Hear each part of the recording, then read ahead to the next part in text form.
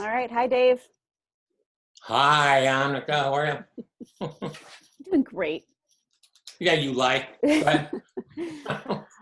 It's a few days after Easter. We had a recording problem, which I'm going to blame, I think, my youngest child, Ah, not you. not me. No, I, good. I wish I Hallie's could a good blame one to blame. myself. Hallie's a good one to blame because she's just cuter than whatever is cute. She's Yeah, the cuter. other two aren't as cute anymore, so then I just get real mad. Yeah, But we had a great conversation about Easter, and it'll just have to that was stay. disappointing because that can never be recovered. I mean, it's like a not that big a deal actually. So anyway, Clearly, no one messaged us. no. Where is that? Okay.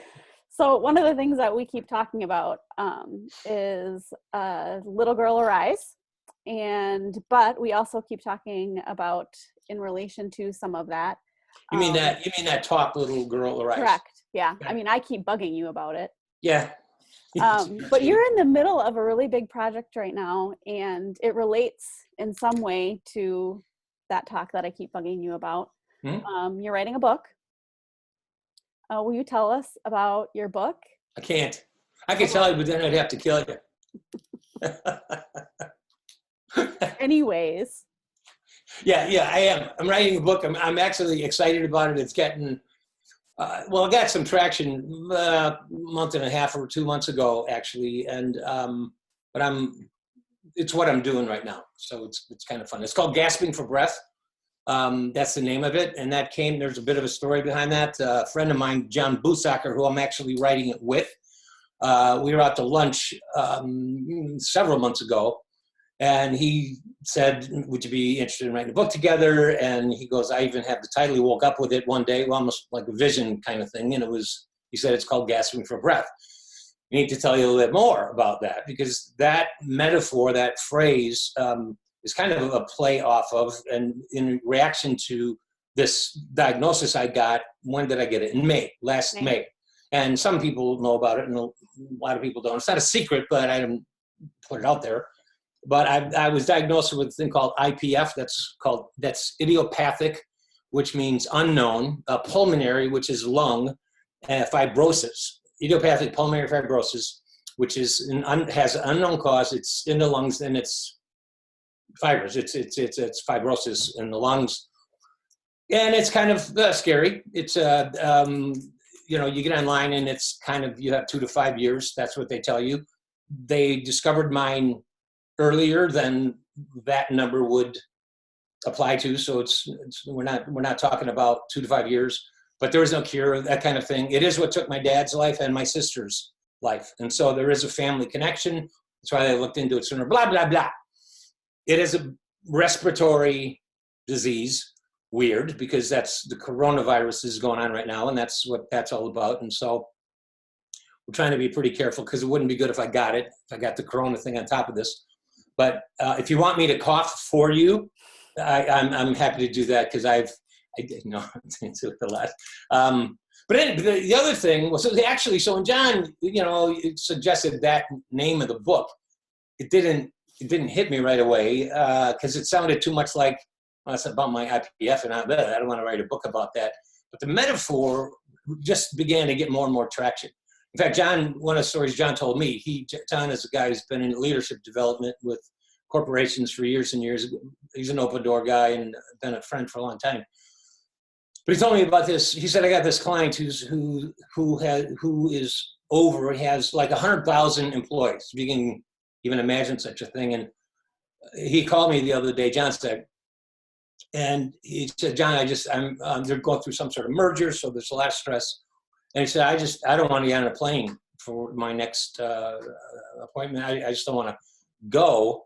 And the literal phrase he used was, I just can't breathe anymore. And John, from in a corporate context, was just looking at me and going, Dave, this metaphor is, people get it. They can't breathe. It's not about IPF. It's not about that at all. It's about all the ways that we are in environments that we aren't our fault. We're just surrounded, but we just can't breathe. We're drowning in responsibility. Some of it is our own drivenness that gets us to the point of breathlessness. And sometimes just being breathless isn't enough to kind of make us reevaluate our life, because we're used to being breathless and we just keep going. I'm just saying, it's kind of endless. I mean, when the idea began to get traction, even the chapters started to come, because we wanted to talk about gasping for breath and recovering our breath and losing our breath and first breath. One of the arcs of the book will be like the first breath, the breath of God, and then last breath when we die. So it's just blah, blah, blah, and that's what the book's about. And that's where the Little Girl Arise kind of fits in, because that story was kind of tucked into a chapter I just wrote last week, and we're close to hopefully wrapping that one up on the first breath of God, and stuff like that. So yeah. So will you expand on what you mean by the breath of God, and where, I mean, we obviously see that in the beginning, but we also see it in different parts throughout Scripture. So will you just tell us more about what is the breath of God, and where do we see it and experience it? Well, what I love about this relative to the book, I mean, you know, John's very creative, and he just kind of comes up with some of these metaphors that I don't think of, and I've got the biblical thing that goes, wait, I know exactly where that is. And he was talking about this first breath thing, in Genesis 1, where it starts, and I like it. There's a couple chapters where the thing we're going to talk about began in the beginning. I mean, in the beginning, God breathed into the nostrils of this dust of the earth that he had formed into man, and it was this, whatever that was, and he breathed into it, and it was the breath of life. And when he breathed the breath of life, it came to life. But it wasn't just physical life. Earlier in Genesis, there were animals that had physical life. It was animated tissue, if you will. But when God breathed into the nostrils of this thing, metaphorically speaking, it wasn't just animated tissue that it became. So more than lungs filled, or more than oxygen filled the lungs, he became a living soul. That's what the text says. He became a living soul, which is just a fascinating thing to me, because it's more than physically alive. They're spiritually alive. They have a physical life, but there's a spiritual component to our life. We have a physical existence, and it's obvious. That's what we live with every day. We're aware. We look at it in the mirror every day. We feel it every day. We can weigh our physical existence. Our spiritual existence is just as real. We're not as aware of it. All those kinds of things. And I kind of draw out in the book things like, I'm aware of my physical hunger, and I'm aware that I can physically get sick. People are staying home now because they're afraid of getting physically sick. But if I have a spiritual existence as well as a physical existence, can I get spiritually hungry? And if you can get spiritually hungry, what do you feed? The spirit. What is a spirit or a soul? What kind of food is good to eat? What keeps it alive and awake? And if you can be physically weak, can you be spiritually weak? Could you be physically really strong, like a cross-training maniac, and spiritually be a pansy? Can I say pansy? Probably not. Is that a spirit? I think we've already said a lot of things. Maybe we shouldn't. So but just ride that way. Spiritually a weakling. Okay, take out pansy. Don't say pansy anymore. Pansy. Anyway, what is that? You know what I mean? So anyway, that's where that is. That's where what that's about, and we're kind of throwing that out. But what I get jazzed about is that theme of breath and life and death is all through the scriptures. It shows up again in Ezekiel 37. Ezekiel gets a vision of the spiritual condition of God's people, Israel at the time, and what he sees is a valley full of bones, and they were very dry. Bones mean they were dead spiritually, and they had been for a very long time. It's part of their. It's fascinating because at that time in Israel's history, they were spiritually dead. And the dry bones meant they'd been dead for a very long time, which means no hope. When you've been dead, they weren't just, well, instead Billy Crystal went, he's not dead, he's just partly dead. No, Oh, yeah. right, like that. It was a classic. It's a classic. So they were dead. They were really dead. They were a long time dead. And Ezekiel, yes, the picture's amazing because it's like, what should I do? Can these bones live? Can this church live? Can this marriage live? That's all of that stuff. And that's just this eternal question. And the Spirit says to Ezekiel, prophesy to the bones, speak to the bones, oh bones, hear the word of the Lord. And then the promise is, I will bring my what? Breath. And I will put my breath into you, and I will put my spirit into you, and you will come to life. And that is a direct connection to in the beginning.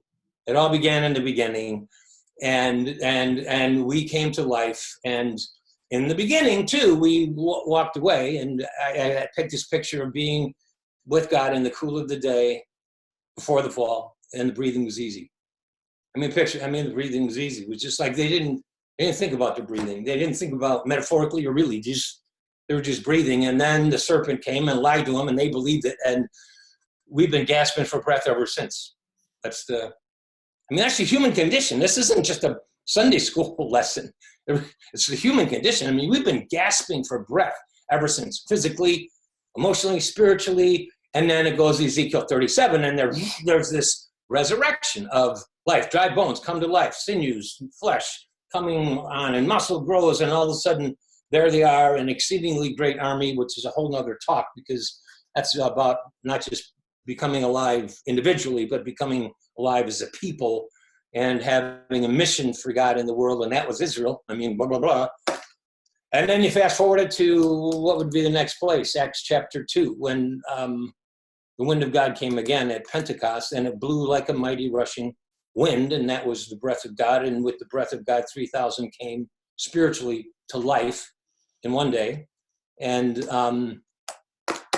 after that, and I don't know this for a fact, but I think that when Paul uses the metaphor in Ephesians 2, and I love this, he's talking about their spiritual condition, Ephesians, and he says, we were dead in our transgressions and in our sins, but God made us alive. And I don't know, but I think his imagery and his choice of death and life was, Paul was an Old Testament guy. He didn't read the New Testament.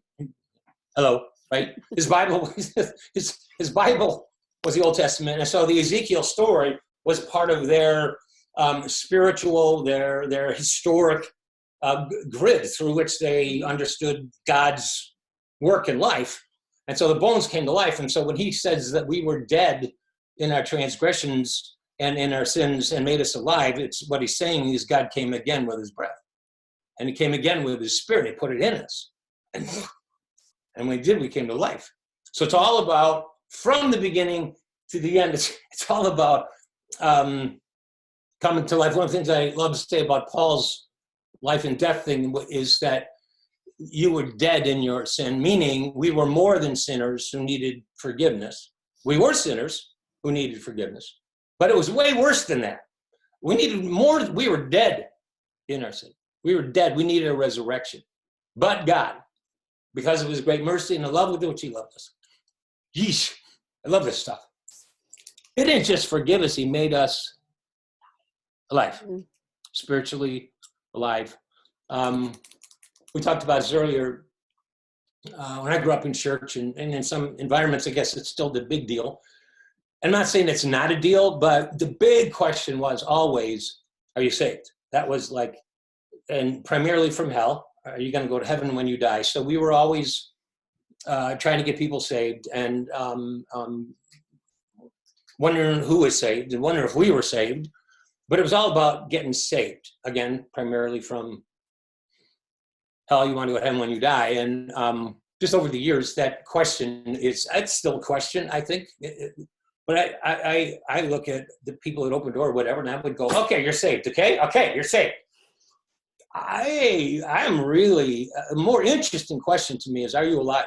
Are you alive? Okay, you're saved. Then you know because you believe the right thing about Jesus. And I'm not making fun of that, kind of am, but okay, but I just know a lot of people. I've grown up in church. I've seen a lot of people who believe absolutely the right thing about Jesus, that he died on a cross, that he rose from the dead to forgive us of our sins, And I believe that too. And I think it's important to believe that. But they're dead, or they're dead. And I don't mean boring. I mean, okay, I tell the story. This person's become kind of an archetypal individual, but his actual name was Ray. He sat right over here in my dad's church when I was growing up, and he knew the Bible better than God. Remember you talking about him? He's this type now. And I'm sure I'm making him sound worse than he was, but he knew the Bible backward and forward. He was on the board. There was nobody in the church, however, who gave my dad more trouble. He was bitter and angry and scary, and he never changed. And this took a long time to kind of reflect on this, but I mean, I was 10 years old when I knew Ray. But he never changed, and no one expected him to change. But if you asked anybody in that church, was Ray saved? Oh yeah, he's saved. But they would all know there's nothing in him that reflects anything about character of. There's nothing about him that smells good. There's nothing about him that smells like life. So a more interesting question to me is, are you alive? Is the life of God in you and manifesting from you? And that's, okay, we started talking about the book, right? The book was in here somewhere. Anyway. Yeah, I think. A Little Girl Writes. Okay, that's where you got me going. Yeah, I mean, so if we end with that, Talitha Kum, Little Girl Arise, set us up for that story, and then what Jesus says to her, and what that would be like in the context of that story. Okay. Yeah. And then you can ask me questions if I miss something here. I will. But okay, it's in Matthew 9. It's one of my favorite healing miracles. They did this series years and years ago. And one of the themes I remember landing on with all of healing miracles that I covered, that I did there, was that there's the miracle itself, but then there's a message in the miracle. And the message in the miracle is, it's more important than the miracle. What it's pointing to is the reason this miracle is even here. And so that was true of this girl. So the miracle was that this synagogue official came to Jesus and said, my daughter has died, but if you come and you touch her, she will live. And so Jesus goes to the house, and when he gets there, he finds the house. I think the text said something about people were playing trumpets and in noisy disarray. The crowd was in noisy disarray. So it's a really loud, chaotic scene. In that culture, people would mourn, and they would do it real loudly and blah, blah, blah. And then Jesus says, get out of here. That's actually, he says leave. And in the Greek, it means get out of here. That's what it literally means. For the girl is not dead. She's just asleep. Stop right there. That's weird. Because two things. One, people in that culture saw a lot of death, and so they knew when people were dead. And I think they knew she was dead. The other thing is, if they were all in noisy array and she was just asleep, would have awakened her, she would have woke up. She would have been woken. She would have, anyway, there's some weird language in there. So she goes, he kicks him out and then says, little girl, arise. And she arose. In Mark 9, which is the same account of that story, it adds this word, Talitha Kum, little girl, arise, and she arose. She means she was awakened in some way, if she was asleep, or she was raised from the dead in some ways if she was dead. And when you kind of put those two things together, she's not dead, she's just asleep. And then he says, arise, so she was awakened, or he was raised. I hear Paul saying in Ephesians 5, awaken sleeper and rise from the dead. He mixes those together. Who cares? Yeah. It's kind of cool because the mixing of the spiritually, we can be spiritually alive or dead. We can be spiritually awake or asleep. We can be physically the same. We can be physically asleep or awake. We can be physically dead or alive. And I mean, that metaphor can go on forever, because if anybody's watching this video, they're alive for sure. They're alive. They may not be spiritually alive, but they're physically alive. And they're probably awake. At least they were at the beginning of this. And Maybe not now. yeah, but no, but you know, the whole levels of that. And even, what was, whatever, I lost the track of that. But that's just an interesting thing. And if you can be, if there's more than one way to be alive and dead, asleep or awake, because you can be physically or spiritually alive or dead, asleep or awake, there are different levels of being alive. I mean, we talk about people who are alive, and we might say, boy, that guy's really alive. They're really alive. Because there's something in them that's more. Or if someone's on life support, physically on life support, they're alive, but they're not, okay. But I just think there's examples of that spiritually as well. People who are fully alive, spiritually, emotionally, they're alive, they feel things. And there's others who are spiritually alive. You know, if I want to mix this all up, yeah, they're saved. Yeah, you're going to heaven when you die. But on life support, man, barely alive, not much life. That's a powerful metaphor, and it just keeps going and going. And one of the things, Annika, you and I were talking about, to kind of wrap this up, was this idea of when this little girl heard the voice, Jesus saying, Talitha kum, whether she was dead or alive, she arose, and the word I remember using to turn that talk was, and if you hear the voice, Talitha kum. Hebrews, I think it's 11. Today, if you hear, it's out of the Psalms actually. Today, if you hear the voice of God, don't harden your heart. So today, if you hear the voice of God saying, Talitha kum, little one, rise, awaken from your slumber, emotionally, spiritually, whatever. Don't roll over and go back to sleep.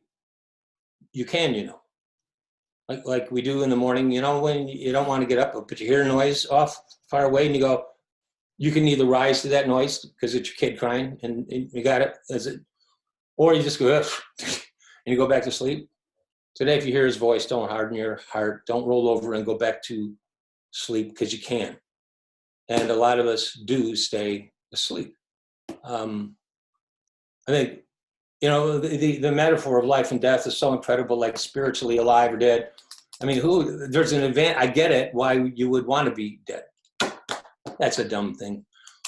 There's one advantage. The one advantage of being dead is you don't feel anything. If I have an area in my life that's particularly painful, I would like to be dead to that. I'd like for that to be, because the advantage would be to not feel it. And the same thing as I'm sleeping. And that's where that voice of God, and I love the Talitha kum thing. You can almost hear it. Talitha kum, Dave, that little boy in me, whatever, arise. Because there's an area where you're sleeping. I'm awake right now, but there's places in me that are asleep. And every once in a while, I'll hear the voice go, willing to come alive to that and feel that? Because you can go back to sleep. I think it was the very first time I did this talk, a lady in our church came up to me. I know her really well, and I didn't know her whole story, but she was in tears, and she said, I heard the voice today, and I don't want to wake up to this. And she told me a short story of her sexual abuse, the pain of that as a kid. That's what I didn't know about, and she didn't give details she didn't need to. But she was coming forward to talk to me to say she wanted to hear the voice and come alive, but she was scared to death because she'd feel it. And all of a sudden, that kind of changes our even definition of faith, because now your belief in God, do you believe that God can be with you and heal you and help you walk through that pain, or do you want to just stay asleep? So that's what a risky, beautiful invitation. holy cow. I think. Yeah. And as awkward as this is, I mean, I hope and wonder and hope that God is using these conversations that you and I are having. And for some people, I'm wondering if it might even be God saying to them, Sure. Talitha kum, right? Oh boy. Maybe. Sure. And God can do stuff. right. So if you're hearing Yeah. the voice of God right now, whoa. And you have choices that you can make and people you can reach out to, and you can also ask for that too. If there are places that you're aware of and you're not even experiencing the life of God and you want that life, you want that breath, that can be yours too. Mm-hmm. And you can stay asleep. You can stay asleep too. Mm-hmm. Mm-hmm. Thanks, Dave. Yeah. It's fun. All right. Talk to us in the comments or message us or give us a thumbs up if you want, or say Yeah. nothing at all. We do really enjoy hearing from you and what is meaningful for you. And thanks for being in on these conversations that Dave and I have. So we're enjoying it. We hope you are too. See everyone. Bye.